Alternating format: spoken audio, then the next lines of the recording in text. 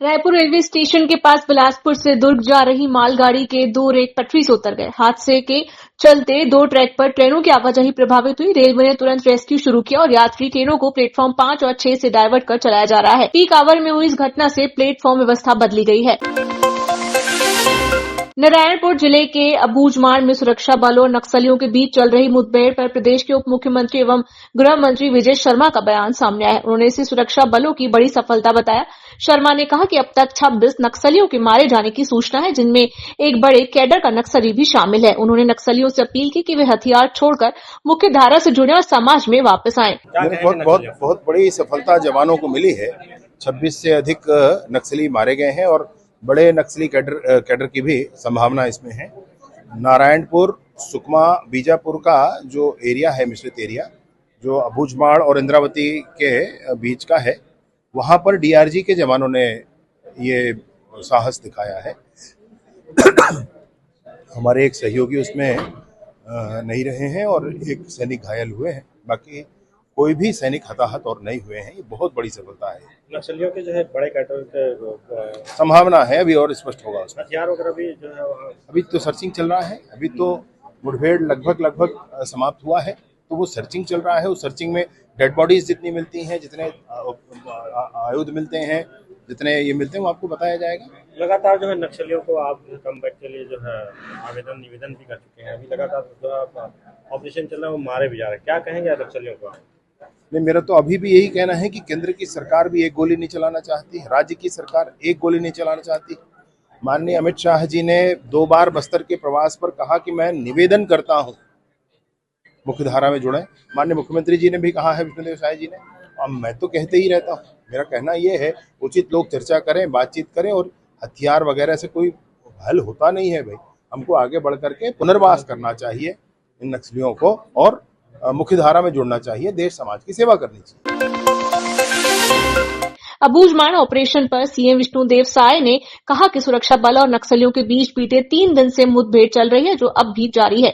Operation पूरा होने के बाद ही सही आंकड़े सामने आएंगे। उन्होंने जवानों के साहस को सलाम करते हुए कहा कि सरकार लगातार सरेंडर की अपील कर रही थी, अब इसकी जरूरत नहीं रह गई है। अब 3 दिनों से नक्सली ऑपरेशन चल रहा है और जिसमें हमारे डीआरजी के जवान मुख्य रूप से लगे हुए हैं और अभी ऑपरेशन चल ही रहा है। पूर्ण होने पर एग्जैक्ट जो जानकारी है वो दिया जाएगा और हम अपने जवानों के साहस को नमन करते हैं। कांग्रेस के खिलाफ सोशल मीडिया पर दुष्प्रचार को लेकर पूर्व विधायक विकास उपाध्याय के नेतृत्व में कांग्रेस जनों ने रायपुर एसपी कार्यालय पहुंचकर एफआईआर दर्ज करने की मांग की। उन्होंने इंडिक्स ऑनलाइन यूट्यूब चैनल पर भ्रामक और सांप्रदायिकता फैलाने वाला वीडियो अपलोड करने का आरोप लगाया। उपाध्याय ने कहा कि ऐसे प्रचार से कांग्रेस की छवि खराब करने की साजिश हो रही है। यदि कार्रवाई नहीं होती तो कांग्रेस जन न्यायालय का रुख करेंगे। शिकायत के दौरान कई कांग्रेस कार्यकर्ता मौजूद रहे। लगातार यूट्यूब चैनलों के माध्यम से अलग अलग पोर्टल और एक इंडेक्स न्यूज पोर्टल के माध्यम से कांग्रेस पार्टी के बारे में भ्रामक प्रचार, गलत प्रचार और गलत वीडियो को प्रसारित करने का काम किया जा रहा है लगातार। और मैं समझता हूं कहीं ना कहीं उस पूरे वीडियो में इस देश की स्थिति को बिगाड़ने का काम किया जा रहा है। धर्म, जाति से लेकर अलग अलग जो भारत देश का अपना सौहार्द है, इस सौहार्द को बिगाड़ने का काम इस न्यूज चैनल के माध्यम से किया जा रहा है। हम लोगों ने एसपी साहब के पास एक लिखित शिकायत दी कि तत्काल एफआईआर ऐसे चैनलों पर किया जाए ताकि आगे लोग इस प्रकार की स्थिति को मत निर्मित करें। हिंदुस्तान की स्थिति अपने आप में पूरे भारत में अलग अलग जाति धर्म के लोग रहते हैं, लेकिन मैं समझता हूं कहीं ना कहीं कांग्रेस पार्टी के लिए टारगेट करके कुछ लोगों ने इस प्रकार की चीजों को प्लान किया है।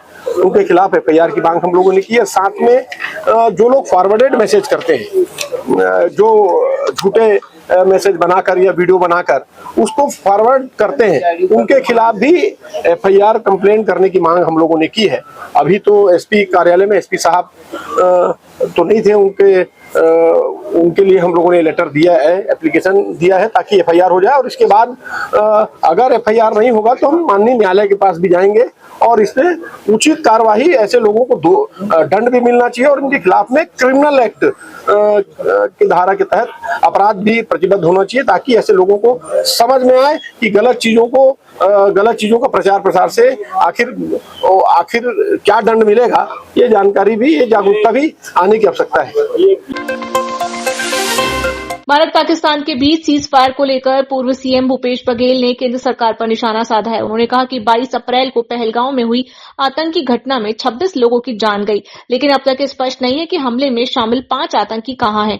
बघेल ने सवाल उठाया कि प्रधानमंत्री मोदी ने उन्हें पकड़ने के लिए सेना को कार्रवाई के निर्देश क्यों नहीं दिए। जब भारतीय सेना ने ऑपरेशन में बढ़त बना ली थी तब सीज फायर क्यों किया गया। उन्होंने कहा कि ऐसे सवाल तो उठेंगे ही।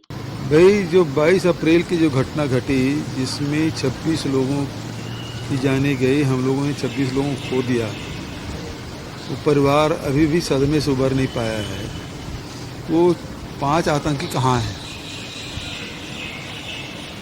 प्रधानमंत्री जी, उन आतंकियों को पकड़ने के लिए सेना को क्यों नहीं भेजा? एनएसजी क्यों नहीं लगाया? आपने अमित शाह जी क्यों उतार दिया? आज भी ऑपरेशन सिंदूर होने के बाद भी वो पकड़ा नहीं गया।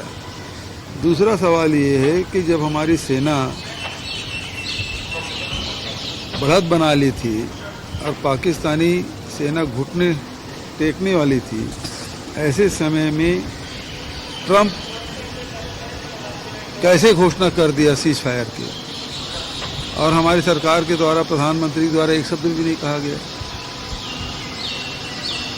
तो सवाल तो पूछे जाएंगे ना।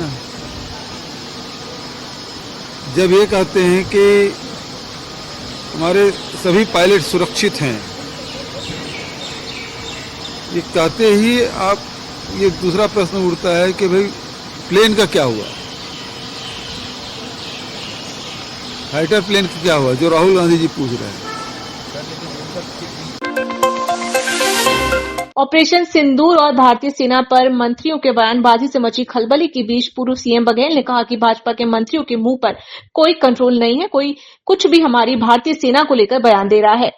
और ये भी जो इनके मंत्रियों के जो बोल हैं, भारतीय जनता पार्टी के नेताओं कोई कंट्रोल नहीं। विजय साहब कुछ भी बोल रहे हैं सेना के अधिकारियों के खिलाफ। जो मध्य प्रदेश के उप मुख्यमंत्री हैं वो सेना और पूरे देश मोदी के सामने नतमस्तक है। ये अपमानजनक शब्द वो कह रहे हैं।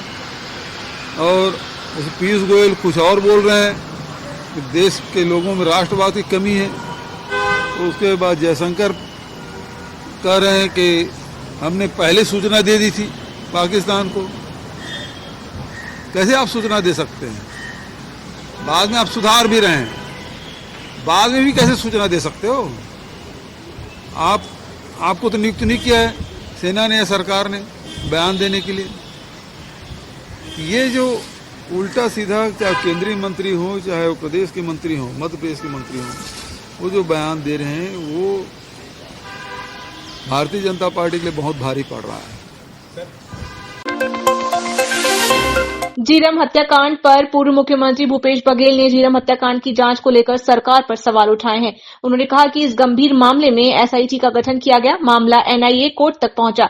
हाई कोर्ट ने रोक लगाई, लेकिन बाद में सुप्रीम कोर्ट ने अनुमति दे दी। फिर भी राज्य सरकार जांच क्यों नहीं कर रही है? बघेल ने पूछा कि एसआईटी गठित होने के बाद जांच क्यों रुकी हुई है और जिन नेताओं जैसे गणपति से बयान लेने को कहा गया था, उनसे अब तक बयान क्यों नहीं लिए गए हैं?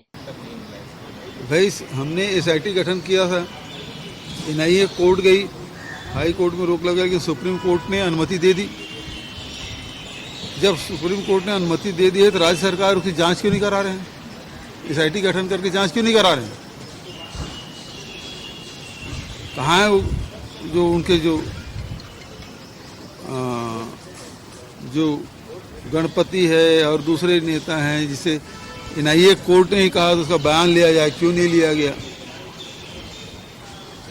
सवाल इस बात का है।